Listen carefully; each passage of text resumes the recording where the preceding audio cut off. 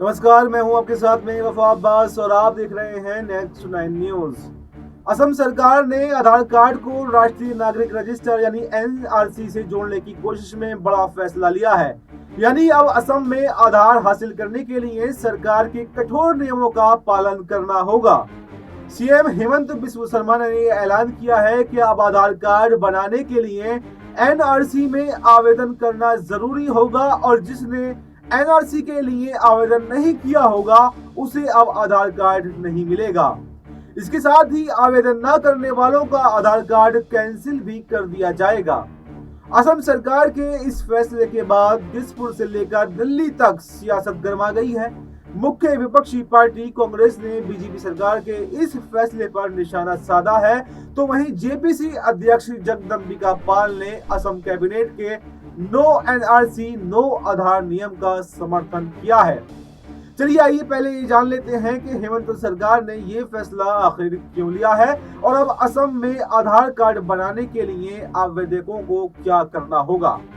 CM Hemant Biswa Sharma ने no NRC no आधार नियम का नियम लागू करने के बाद में कहा कि पिछले 2 महीने में असम पुलिस के अलावा त्रिपुरा पुलिस और बीएसएफ ने बड़ी संख्या में घुसपैठियों को हिरासत में लिया है।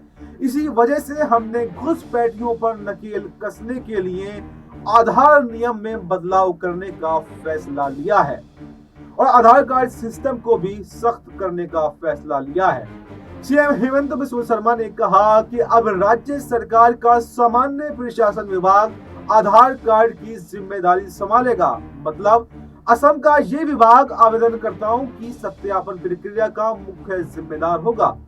इसके अलावा हर जिले में एक एडिशनल डिस्ट्रिक्ट कमिश्नर को भी इस काम के लिए नियुक्त किया जाएगा। मिली जानकारी के मुताबिक नए आवेदन मिलने के बाद भारतीय विशिष्ट पहचान प्राधिकरण यानी UIAID इसके वेरिफिकेशन के लिए राज्य सरकार को भेजेगा, जहां स्थानीय सर्कल अफसर यानी CO पहले ये जांच करेगा कि एप्लीकेंट या उसके माता पिता या परिवार के किसी भी सदस्य ने एनआरसी में शामिल होने के लिए आवेदन किया है या फिर नहीं।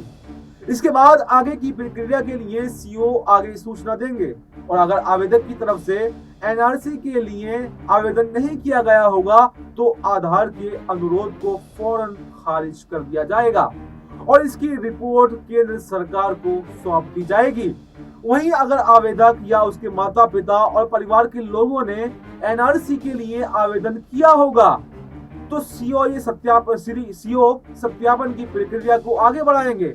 इसके बाद संबंधित अधिकारी द्वारा पूरी तरह से आश्वस्त होने के बाद नए आधार कार्ड को मंजूरी दी जाएगी।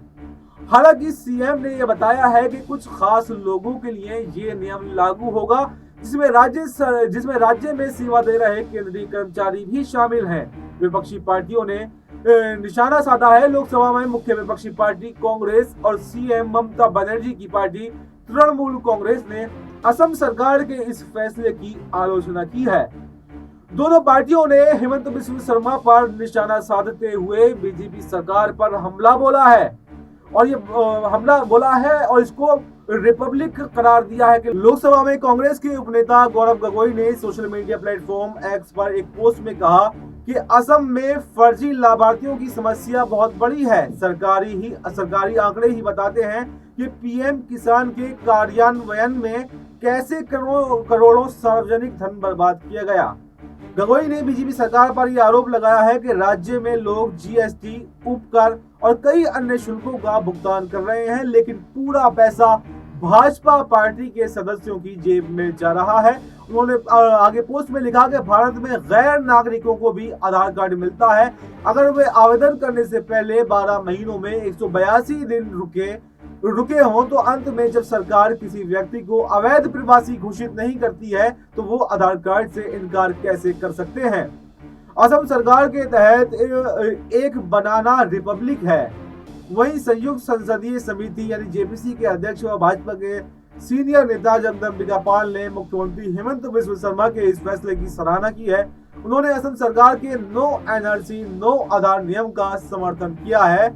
जगदम्बिका पाल ने कहा है कि इस तरह के फैसले लेना राज्य के अधिकार में है। उन्होंने एनआरसी के महत्व पर जोर देते हुए कहा कि हर किसी को कम से कम अपना एनआरसी तो करवाना ही चाहिए, क्योंकि एनआरसी एक लिस्ट है जिसका मकसद असम में भारतीय नागरिकों की पहचान करना है। राज्य सरकार का लक्ष्य ये सुनिश्चित करना है कि केवल वैध निवासियों को ही इस प्रक्रिया में शामिल किया जाए। ऐसे ही देश और दुनिया की तमाम बड़ी खबरों के लिए आप बने रहिए हमारे साथ और देखते रहिए नेक्स्ट 9 न्यूज। धन्यवाद।